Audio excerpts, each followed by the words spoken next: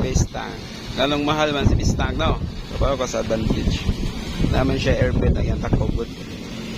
Naka-advantage sa base tank kabahan ka na airbent ba. And then, naka-hydraulic test po din siya. Hydraulic test. Yan na agad sa date na kung saan siya gihinga. Yan, quality control. QC pass. Pirma sa doktor. Wala. Kaya with float valve nasa na diyan. With float valve.